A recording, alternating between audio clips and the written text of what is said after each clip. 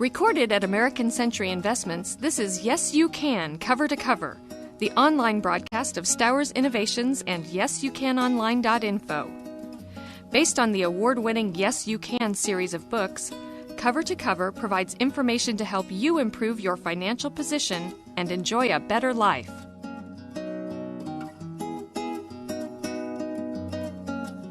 I'm Sam Goller, and I'm talking with authors Jack Jonathan and Sheelagh Manheim.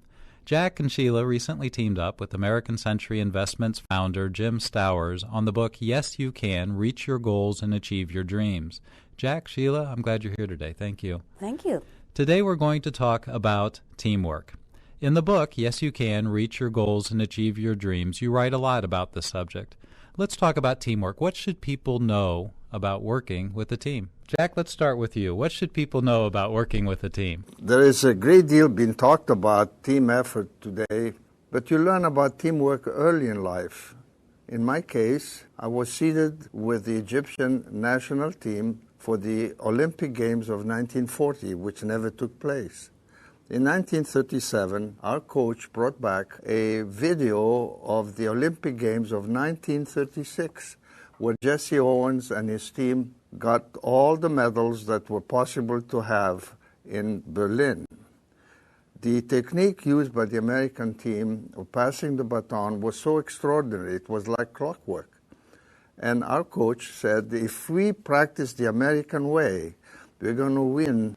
And so we did, practice day after day, until it was so instinctive that we didn't lose 1/10 of a second in passing the baton. During the final game, we won by a breast against a team that was much stronger than we were, but were not working as a team. This lesson stayed with me all my life. And as I grew into business, I realized that I did not have all the answers. I knew some things that other people didn't, and the members of the other part of the team could actually add to what I had thought was going to be a solution.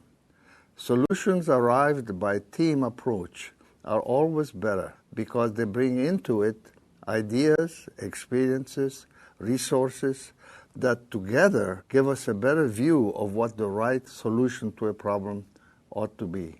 Well, I did not have the experience of teamwork growing up.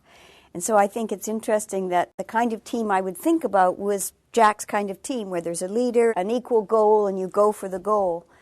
But Jim's approach was different, and I thought it was interesting that for him, the team should be not a group of people with the same skills. In Jack's situation, they were all runners with a different twist to being a runner. But Jim would hire a person who was really good in marketing, and then someone else who's really good on money, and someone else is. They each had a different skill, and they were top of their field. And they had the same goal because he would say, this is our goal. And so together, they would work with a different viewpoint towards that same goal. And I think that that's very fascinating, but I also find it somewhat troubling as a person who was learning about teamwork for the first time. So I learned, for example, that one doesn't necessarily speak out. One should be quiet. They listen well. As a new person involved in teamwork, the next time I try a team, I will be quiet to begin with and listen to say, what is everyone else's contribution and where do I fit in? And perhaps even wait to be asked. But then that would suggest that if I were the person bringing the team together, I will want to know that every person in that team knew what that person's strength was and were accepting that person. So that person comes in and they say, wow, this guy's a lawyer and he's really good and this is his focus. And then I would say, oh, I'm listening to that person because he knows something about that area.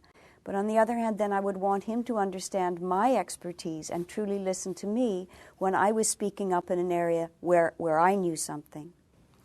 I think that's a very good point, what you're bringing up about a new person on the team. But most of all, defining what the problem is and discussing it until everybody understands the problem before the team exercises the team effort. So the first thing anyone, doesn't have to be a leader, is to bring forth what are we trying to do. And with that first statement, define the problem. Now the team effort has a focus. and stay, as long as they stay on the focus, bring different approaches to solving the problem. So, Jack, it sounds as though curiosity and imagination are an important part of being a team member. Absolutely. To be curious. That's where the synergy of a team effort begins to play its role. But if people don't agree on what the goal is, then the effort goes wasted. So that is the essential, is defining what we are trying to do. There always seems to be a person in the team that wants to take over, that is a prima donna. They want to control everything. How do you handle that person? If you know all the answers, you don't belong to the team. If you know some of the answers because of your experience, then you're welcome. But I like the idea of a leader because in my few experiences with teamwork, perhaps because I'm small, perhaps because I'm cocky, perhaps because I'm overconfident, I have always had difficulty presenting my point of view and being heard.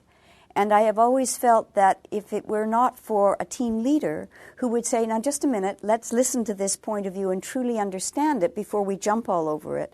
And that very rarely happened. And so I've always been very gun-shy of teams because I've not felt heard.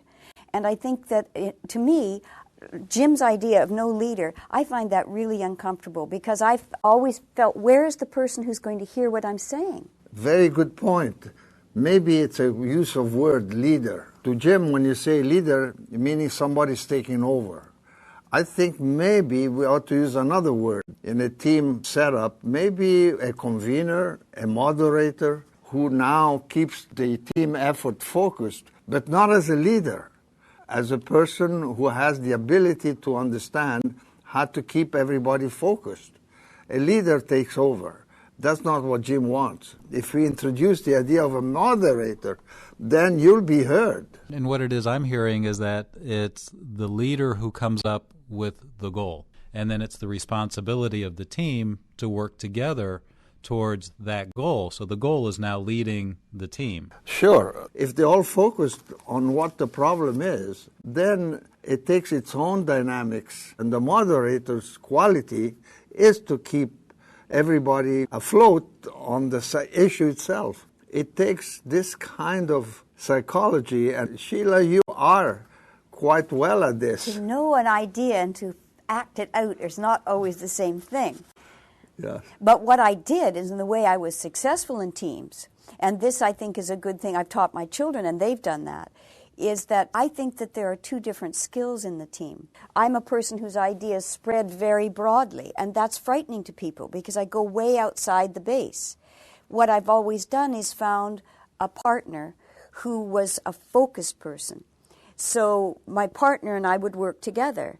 So if you know what kind of person you are, and here is why it's important to know yourself, if you know what kind of person you are, and you ally yourself with someone who is more steady, then a person like me who branches out in too many directions can be heard through her partner.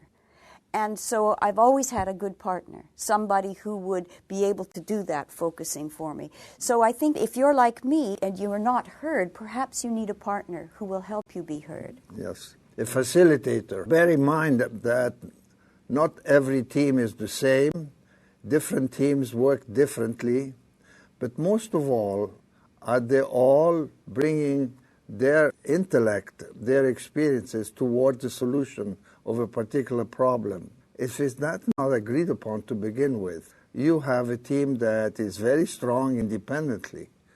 But that's where the leader, if you want to call that leader, who empowers the team, he doesn't step in and tell the team what to do. He's empowered the team to create a solution and then to bring the solution to the leader. In a corporate structure, the leader cannot be in every team. So the teams are formed according to the wants and the objectives and the goal and priorities of a corporation.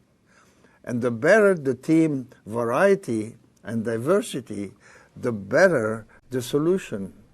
And Jack, I think your experiences as a relay runner sums up exactly what it is that you're talking about, is that each runner on the leg of the relay has an area of specialty. You know, there's a runner that is good at the straightaways and starting. Yes. There are the runners in the middle that are good at keeping the pace and moving the baton to the next runner, and then there's the runner at the end that's good at the finish. But, you know, independently they have their area of expertise, and Sheelagh, this is what you're saying, is that you need to know who are your team members. But even though independently they have these great strengths, until they start working together as a team, that's when they're able to succeed. Yes, and then very importantly, ideas that are finally emerging out of a team effort do not belong to one person who finally said, aha, here's the solution.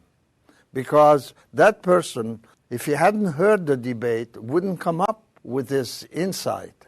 So every possible way to make people aware that at the end of the team effort, the solution is based on a group effort and not to the discovery of one person. And this is important. I call this process a creative avoidance, where all the ideas get into the hopper and debated until something emerges because somebody sees something that has been missed by the others by virtue of what his experiences have been.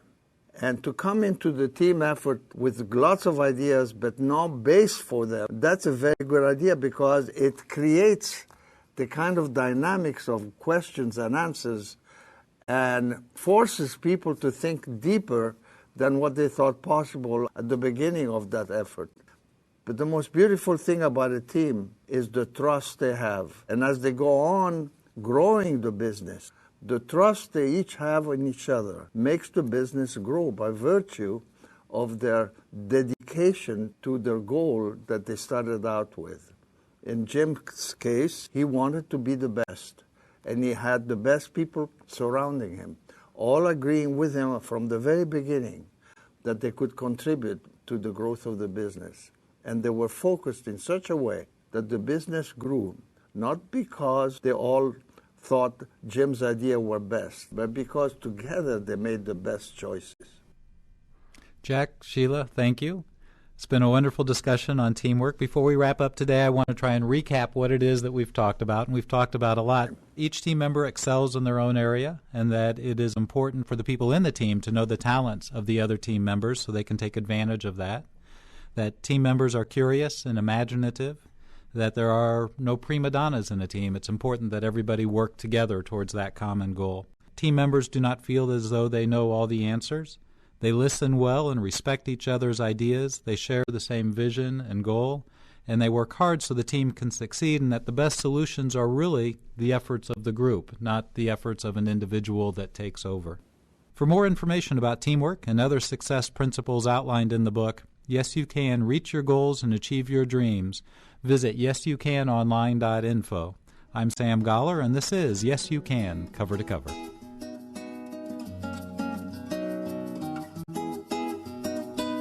Yes You Can, Cover to Cover is a production of Stowers Innovations, an American Century Investments company that makes people aware of the things they can do to improve their financial position and enjoy a better life.